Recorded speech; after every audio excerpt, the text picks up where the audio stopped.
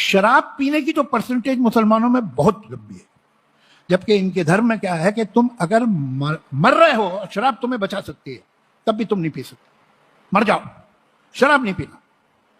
सुअर का यह है कि अगर 3 दिन तुम्हें खाना नहीं मिला है, 3 टाइम, तो तुम सुअर को गोश्त खा सकते हो। 3 टाइम अगर सचमुच भूखे हो कि तुम्हें खाने को नहीं मिल पाया, तो सुअर में फिर भी एक दरवाजा छोटा सा खुला है, शराब में नहीं। मगर शराब पीते सुअर नहीं खाते। तो सुन लिया आपने सुअर की बात और शराब की बात। यानी मैं कहना चाहता हूँ सुअर और शराब के बारे में जो बात इन साहब ने बताई है कहाँ तक दुरुस्त है। अक्सर आप देखेंगे कि इस्लाम पे वो लोग भी ज्ञान देते नज़र आते हैं जिनका ना ताल्लुक़ इस्लाम से होता, ना उनको इस्लाम की तालीमात की कोई ख़बर होती। अपने ही 4 लोगों का मजमा लगा के अपनी ही मंतिक और फ़िलासफ़ी किसी भी तरीके से लोगों के अंदर फॉरवर्ड करना और अपना आप को बहुत बड़ा ज्ञानी समझना, ये इस्लाम के मुखालिफिन की अक्सर आदत रही है। और इन्हीं जैसों के लिए वो कहावत है, अंधों में काना राजा।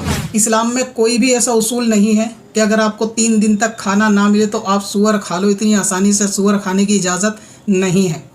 और ना ही ऐसा उसूल है कि आपकी जान भी जाती हो तो आप शराब नहीं पी सकते, ऐसा भी कोई उसूल नहीं है।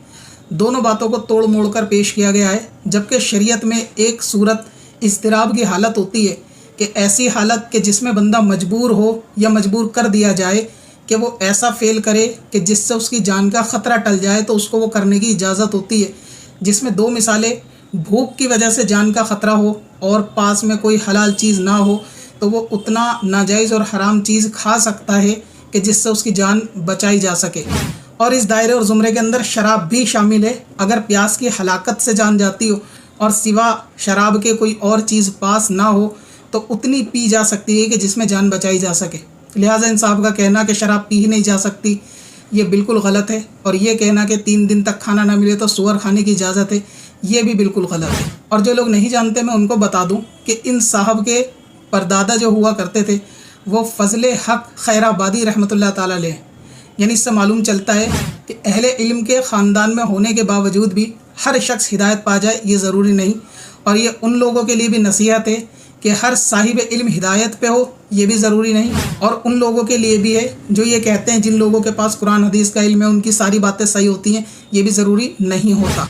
लिहाजा सोशल मीडिया के इस फितने भरे दौर में अपने ईमान की हिफाजत करना बहुत ज़रूरी है। किसी के बारे में ये कहना कि फ़लाँ शख्स कुरान हदीस का नाम लेके बातें कर रहा है या उसका ख़ानदान या बैकग्राउंड उसका इल्मी है, तो वो कोई गुमराही की बात कर ही नहीं सकता, ये बिल्कुल ज़रूरी नहीं है। अक्सर इल्म वाले ही आपको गुमराह करने वाले भी इंटरनेट के ऊपर मिल जाएंगे। इसकी एक मिसाल ताहिरुल कादरी भी है।